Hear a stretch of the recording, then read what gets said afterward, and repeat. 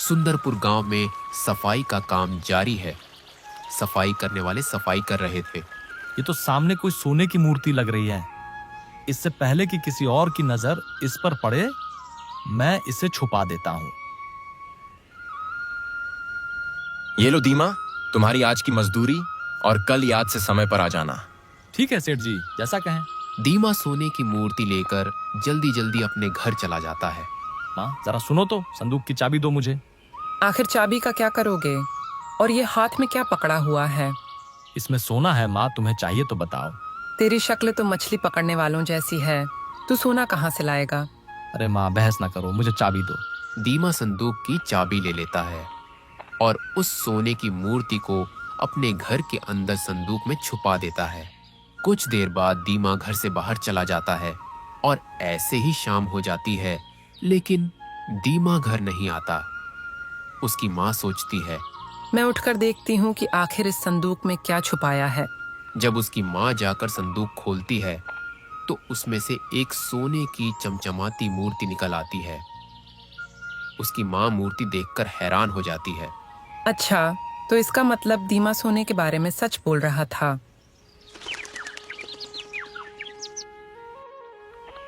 क्या चाचा पैसा वैसा कहीं गिर गया है? वही कहाँ रखा है, सोच रहा हूँ। आजकल आपकी याददाश्त बहुत कमजोर हो गई। मुझे लगा मैं घर पर भूल आया हूँ।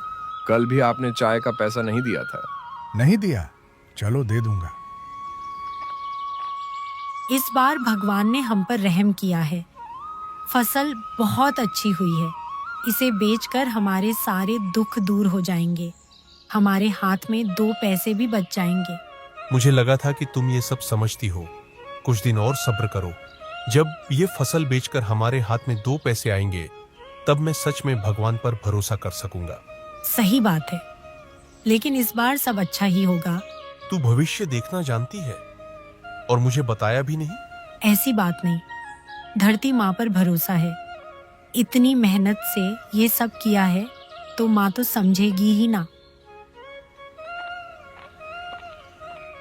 तो इसका तात्पर्य यह होता है कि उस वस्तु के रूप में स्वयं भगवान आए हैं जो हमारे कष्ट हरने वाले हैं। इससे यह प्रतीत होता है कि हमारे घर में सुख शांति आने वाली है। परंतु हमें इस बात पर ध्यान देना चाहिए कि बिना मेहनत के अगर कोई कीमती चीज मिले तो वह हमारे घर की सुख शांति भी छीन सकती है। इसलिए उसके निवारण के लिए हमें तुरंत उसका त्याग कर देना चाहिए। जो भी वस्तु हमें मिली है उसे बिना किसी को दिखाए पंचतत्व में विलीन कर देना चाहिए।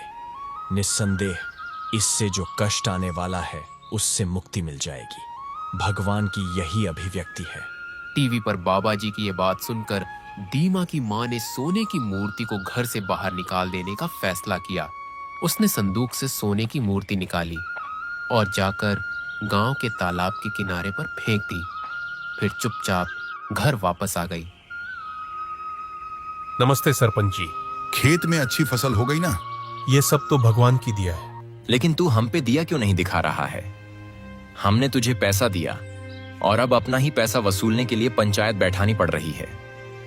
सुनो मलैया, हम लोगों ने मिलकर यह फैसला किया है कि इस बार फसल का 70% का भागतान तू हमें करेगा, इससे कम नहीं। एक साथ चुकाना मुश्किल है, इस बार आधा चुका दूंगा, अगली बार बाकी भी। और अगर सब दे दूंगा तो परिवार कैसे संभालूंगा? चप्पल से मारूंगा, घूंचू? खेत के नाम पर ही तो हमसे 3 साल से पैसा लेके बैठा है। पैसा मांगा तो कहता है इस फसल पर दे दूंगा, इस फसल पर दे दूंगा कह रहा है। हमारे पैसे क्या पेड़ पर उगते हैं? मैं कह रहा हूं ये प्यार से बात करने के लायक ही नहीं है। इस फसल का पैसा हमें दे दे, अगली फसल का तू रख लेना। मलैया, उनकी बात भी तो जायज है ना। अब उधार दिया है तो अपना पैसा मांगेंगे ही ना। आखिर उन्हें भी तो पैसे की जरूरत होती है। क्या बोलते हो? ठीक है सरपंच जी।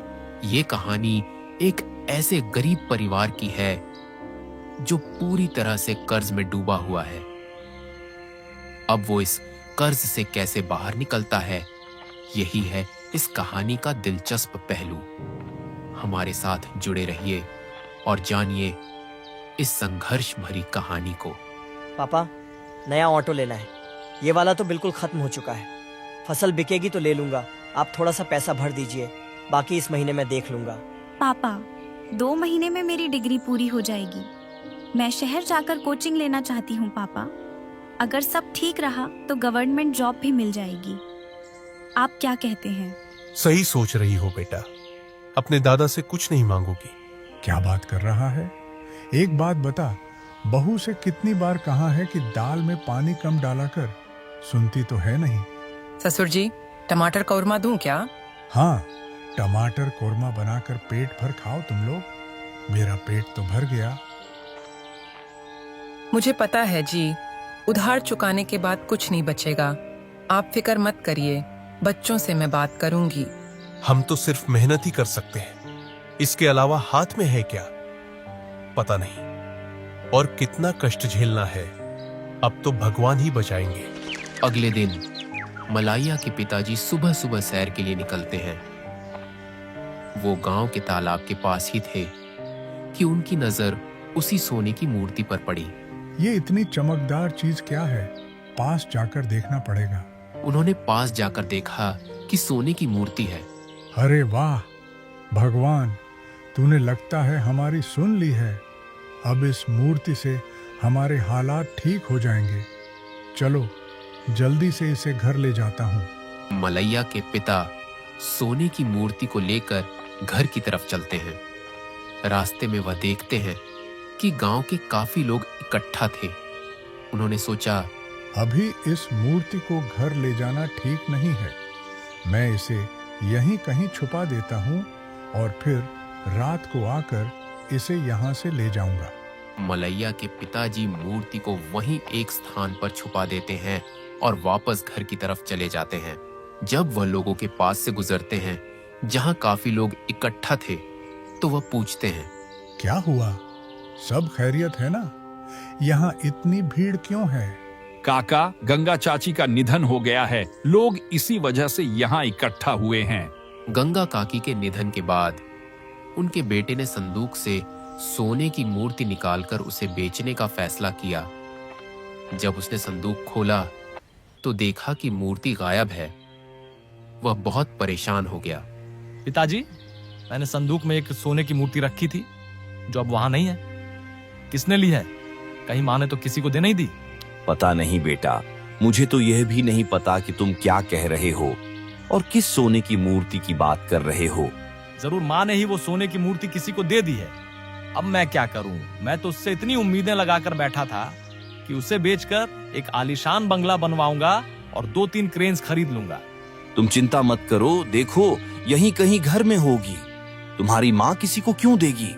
हमारे घर में संदूक के अलावा कोई ऐसी जगह है जहाँ कोई कीमती चीज रखी जा सकती हो? मुझे पूरा यकीन है कि माँ ने ही किसी को दी है, लेकिन किसे दी है यह मुझे पता करना पड़ेगा। कुछ दिन इसी तरह गुजर गए। जब खेतों में कपास की फसल तैयार हो गई तो मलैया ने उसे बैलगाड़ियों में लादकर मंडी ले जाने का फैसला किया ताकि बेच सके। लेकिन किसी कारणवश मंडी में हड़ताल हो गई थी। अब मलैया ना तो अपनी फसल बेच सकता था और ना ही उसे वापस ले जा सकता था। उसके साथ उसका बेटा भी आया हुआ था। उसने अपने बेटे से कहा, बेटा, मैं यहाँ से चलता हूँ, तुम आज की रात यहीं रुकना, मैं सुबह आ जाऊंगा। फिर हम सुबह ये फसल यहाँ बेच देंगे। आज तो यहाँ कोई खरीदार है ही नहीं। आप फिक्र मत करें पिताजी, मैं यहीं हूँ, मैं फसल का ध्यान रखूंगा। ऐसे ही मलैया अपनी फसल को अपने बेटे के सुपुर्द करके अपने घर वापस आ गया। मलैया का बेटा बहुत आलसी और सुस्त इंसान था। जब अंधेरा हुआ तो वह एक कमरे में जाकर सो गया और बाहर मौसम खराब होने की वजह से तेज बारिश शुरू हो गई। हे भगवान, बारिश हो रही है, मार्केट में कपास पड़ी है, अब हम क्या करेंगे? फिक्र मत करो बेटा, वहीं पर है ना, मैं उसे अभी फोन करता हूँ। मलैया ने तुरंत अपने बेटे को कॉल मिलाया, लेकिन उसका बेटा सो चुका था, इसीलिए वह कॉल रिसीव नहीं कर सका। मलैया ने लगातार 2 से 3 बार कॉल की, लेकिन कोई जवाब नहीं मिला। मलैया और उसकी पत्नी बहुत परेशान थे और कपास फसल की चिंता में डूबे हुए थे। हे भगवान, अब हम क्या करेंगे? कुछ समझ में नहीं आ रहा। मैं जाके देखता हूँ। मलैया तेज बारिश में अपनी कपास की फसल की चिंता करते हुए मार्केट की तरफ जाता है। जब वह वहां पहुंचता है तो देखता है कि सारी कपास खराब हो चुकी है। ये दृश्य देखकर मलैया की आंखों में आंसू आ जाते हैं और उसे उन लोगों की बातें याद आने लगती हैं जिन्हें उसे उधार चुकाना था। चप्पल से मारूंगा, घूंचू? खेत के नाम पर ही तो हमसे 3 साल से पैसा लेके बैठा है। हम लोगों ने मिलकर यह फैसला किया है कि इस बार फसल का 70% का भागतान तू हमें करेगा, इससे कम नहीं। अब मलैया अपनी जिंदगी से पूरी तरह हार चुका था। जिस उम्मीद ने उसे अब तक संभाले रखा था, अपनी फसल की, वो भी अब टूट चुकी थी। उसके पास खाने पीने के लिए भी कुछ नहीं बचा था। वह बहुत उदास था और अंत में उसने आत्महत्या करने का फैसला कर लिया। हमारे परिवार की खुशहाली के लिए मेरा मरना बहुत जरूरी है। अगर मैं मर जाऊंगा तो सरकार की तरफ से जो 5 लाख रुपए किसान की मौत पर मिलते हैं वो मेरे घर वालों को मिलेंगे। वही पैसे उनका सारा कर्ज चुका देंगे। इसलिए अगर मैं मर जाऊं तो शायद हमारे घर में फिर से खुशहाली आ सके। ये सोचकर मलैया एक पेड़ पर चढ़ जाता है, रस्सी बांधता है और आत्महत्या करने के इरादे से रस्सी को अपने गले में डाल लेता है। जैसे ही वह खुद को नीचे छोड़ता है, गांव का एक आदमी उसे देख लेता है और दौड़कर उसकी जान बचा लेता है। चूंकि मलैया ने आत्महत्या की कोशिश की थी, इसीलिए उसकी हालत बहुत नाजुक हो जाती है। उसे तुरंत अस्पताल ले जाया जाता है, जहां डॉक्टरों की मेहनत से उसकी जान तो बच जाती है, लेकिन फसल के नुकसान का गहरा सदमा अब भी उसकी आंखों में साफ झलक रहा था। वह अंदर से पूरी तरह टूट चुका था। अगले दिन मलैया अस्पताल से अपने घर वापस आता है। जैसे ही वह दरवाजे के अंदर कदम रखता है, वो सभी लोग जिनका उधार बाकी था उसके आंगन में खड़े होते हैं। कोई हाल नहीं पूछता, कोई हमदर्दी नहीं, बस एक ही सवाल, पैसे कब दोगे? आप सबको तो पता ही है कि मेरी कपास की फसल खराब हो गई है। आप सबने इतना इंतजार किया है तो बस 1 महीना मुझे और दे दे। 1 महीने में मैं सबका उधार चुकता कर दूंगा। इतने सालों का कर्ज है, 1 महीने में कैसे चुका पाएगा? चलो मान लेते हैं, हम 1 महीने में तुम पैसे हमें लौटा दोगे, लेकिन अगर तुम नहीं लौटा सके तो क्या अपना खेत हमें दे दोगे? अगर मैं उधार चुकता नहीं कर पाऊंगा तो मैं अपना खेत बेच दूंगा और तुम लोगों का उधार चुका दूंगा। ऐसे ही वे सब लोग मान जाते हैं और वापस अपने घरों में चले जाते हैं। रात को जब सब लोग बिना किसी उम्मीद के और बहुत उदास बैठे थे, तो मलैया की बेटी उसे देखकर कहती है, पापा, हमें अपनी सारी खेती बाड़ी बेचकर शहर चला जाना चाहिए। वहाँ हम खुशी से अपनी जिंदगी गुजारेंगे। यहाँ छोटा भाई भी बिगड़ता जा रहा है, वो जाकर कुछ काम कर लेगा। आखिर आप लोग कब तक लोगों के ताने सुनते रहेंगे? खेत बिक गया तो बिटिया की शादी कैसे करेंगे? इतने सारे दुख हैं, कुछ समझ ही नहीं आ रहा क्या करूं। इतने सारे दुख सहने से अच्छा है कि मैं मर ही जाऊं। मेरे मरने के बाद सरकार 5 लाख रुपए देगी, उससे सारा उधार चुका देना। मुझसे ज्यादा इस घर को अब पैसों की जरूरत है। आप मरकर हमें अकेला छोड़ना चाहते हैं तो फिर आइए, सब एक साथ मर जाते हैं। बच्चों जैसी बातें मत करो। मेरे मरने के बाद ही सरकार 5 लाख रुपए देगी और इस वक्त हमें पैसों की बहुत जरूरत है। मुझे और कोई रास्ता नहीं दिख रहा। नहीं, आप ऐसी बातें मत करें। हम सब मिलकर कोई ना कोई रास्ता निकाल लेंगे। हे भगवान, ये कुत्ता तो सोने भी नहीं देता, कान के पास आकर लगातार भौंकता रहता है। सरकार हर किसान के मरने पर 5 लाख रुपए देती है, तो क्या बापूजी के मरने पर भी 5 लाख देगी? बापूजी, मैं इसलिए खुदकुशी कर रहा था ताकि मेरे मरने से जो सरकार की तरफ से 5 लाख रुपए मिलेंगे, उन पैसों से हमारा कर्जा चुकता हो जाएगा और फिर मेरा परिवार खुशी खुशी जीवन बिताएगा। तुझे मरने की क्या जरूरत है? मुझे बता बेटा, तेरे भरोसे ही औरत और बच्चे हैं, उनका क्या होगा? मैं जिंदा रहकर तुम लोगों पर बोझ हूँ।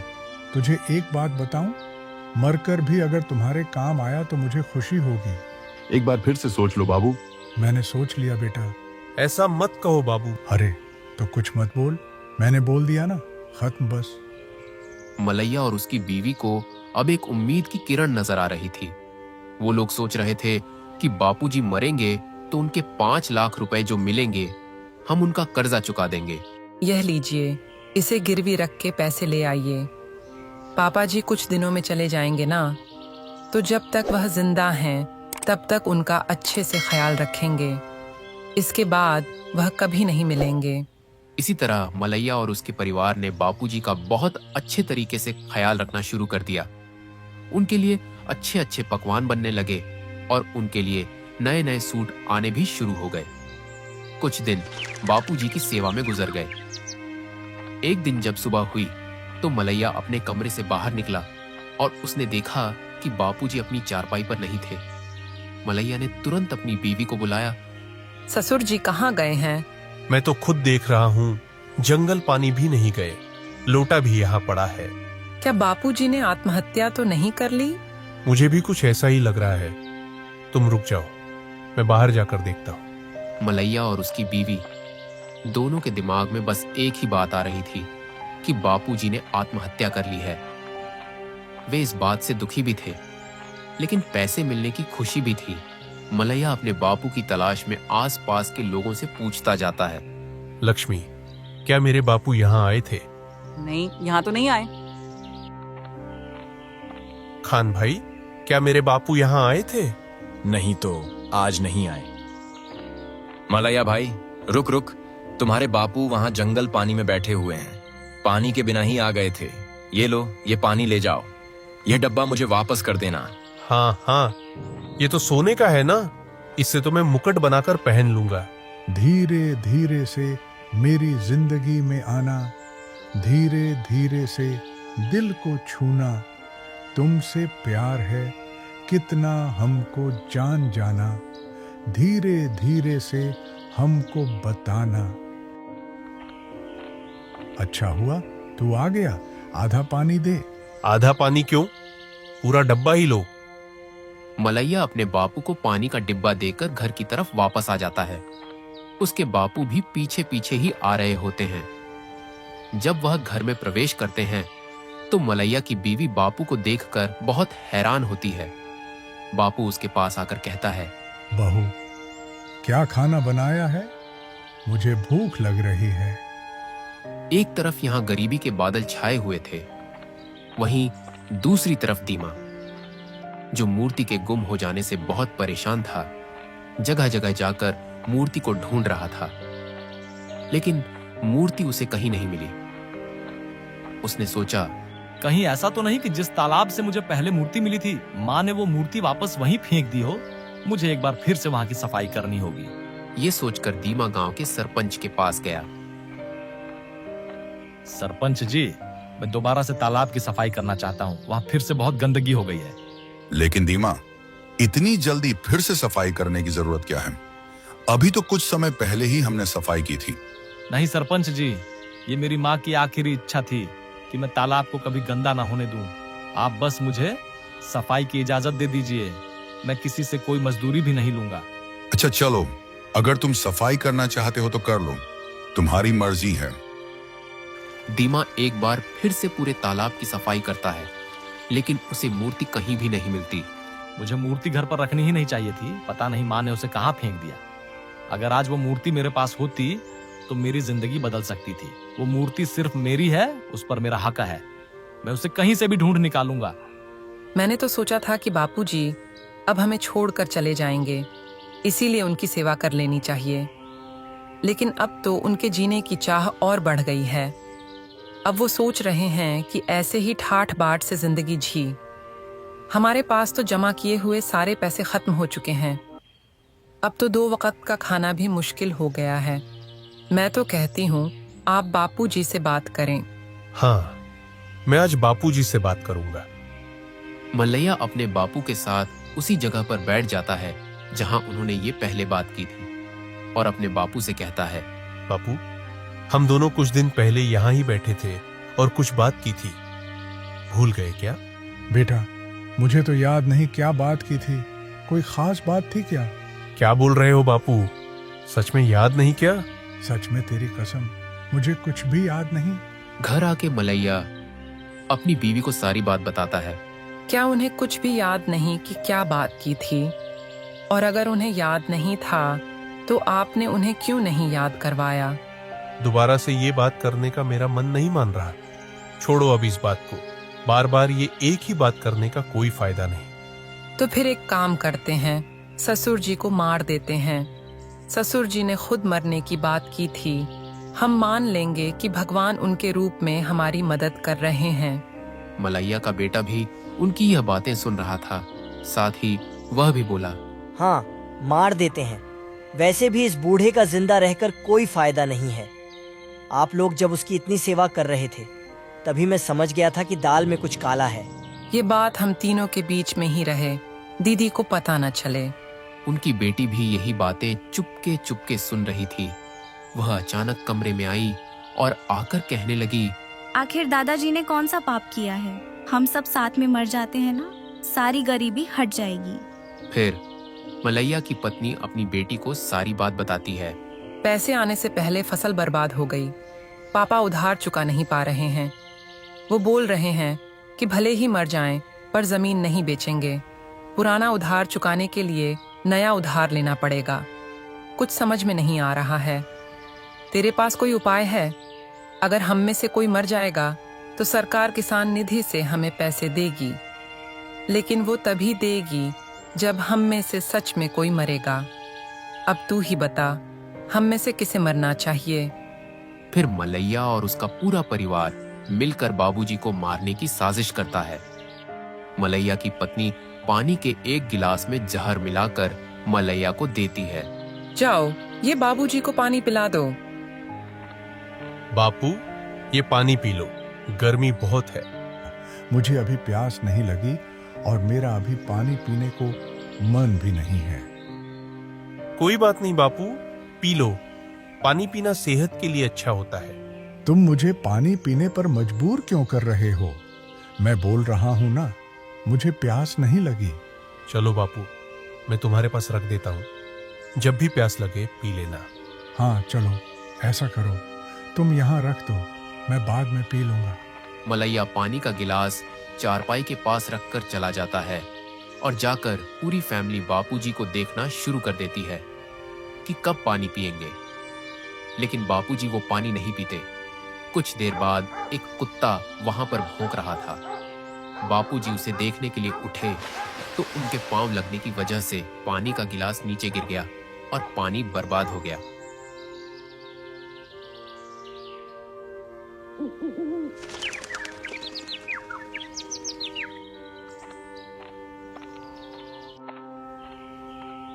ओ सिवित्रा बेटी, ये लो, इसे पकाओ। ये कहाँ से ले आए ससुर जी?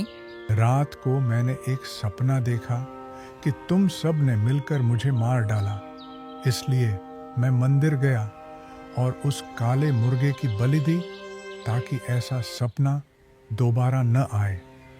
चलो, इसे पकाओ। वहाँ रख दीजिए एक तरफ, मैं बाद में पकाऊंगी। रात को मलैया और उसके बापू दोनों एक साथ बैठे होते हैं। मलैया अपने बापू से कहता है, बापू, मैं आपसे कई दिनों से एक बात करना चाहता हूँ, लेकिन हिम्मत ही नहीं हो रही थी। तू तो बचपन से मुझसे बात करता आया है, अब कौन सी ऐसी बात है जो रह गई है? नहीं बापू, वो बात नहीं है। मैं मारना चाहता हूँ। नहीं बेटा, तुझे उधार दिया है उन्होंने, उन्हें मारना अच्छी बात नहीं है। और उन्हें मार के क्या तुम जेल जाओगे? नहीं नहीं, ऐसा कुछ भी मत करना। और वैसे भी तूने तो पूरे गांव से उधार ले लिया है, कितने लोगों को मारेगा? नहीं बापू, जिनसे उधार लिया है उन्हें नहीं मारूंगा। अच्छा, तो फिर किसे मारेगा? मुझे? नहीं बापू, वो बात नहीं है। हाँ, मैं तो मजाक कर रहा था। मुझे पता है तुम मुझे क्यों मारोगे। आखिर अपने बाप को कौन मारता है? और हाँ, मरने की बात से याद आया, मुझे एक सोने की मूर्ति मिली थी, लेकिन मैंने वो कहाँ रख दी, मुझे बिल्कुल याद नहीं आ रहा। सोने की मूर्ति मिली? सच बोल रहे हो ना बापू? कहीं फिर से मजाक तो नहीं कर रहे? हाँ बेटा, सच बोल रहा हूँ, तेरी कसम। एक बार अगर वो मूर्ति मिल गई ना, तो सारी तकलीफें दूर हो जाएंगी। तू किसी को भी मत मार, बस थोड़ा सब्र कर ले। घर के बाहर मलैया का बेटा अपने कुछ दोस्तों के साथ बैठा हुआ था और आपस में बातें कर रहे थे।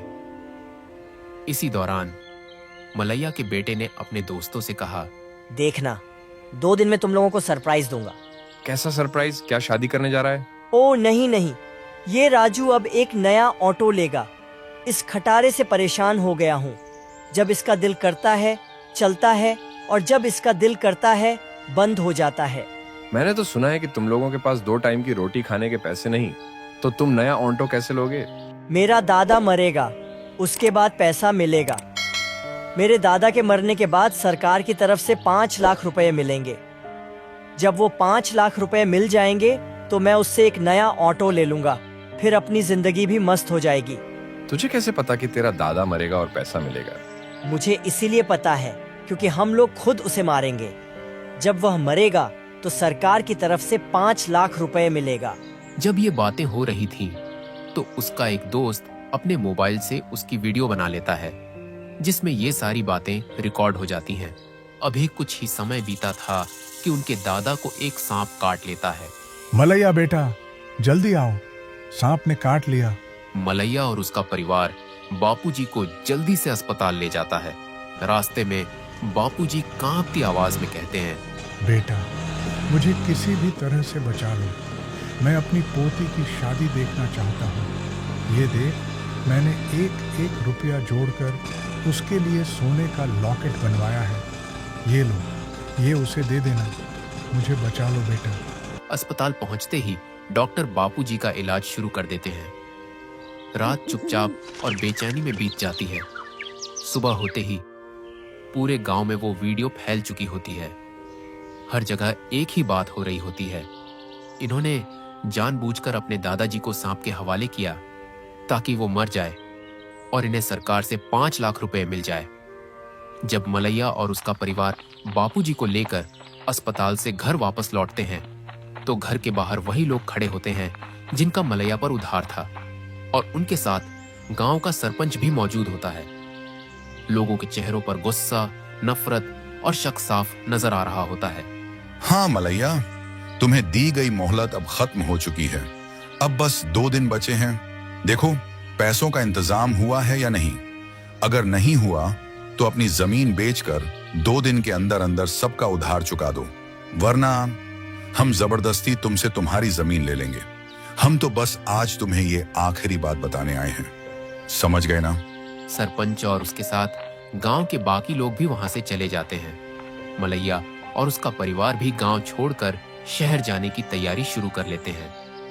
मलैया गांव की जमीन बेचकर उधार चुकाने का फैसला कर लेता है।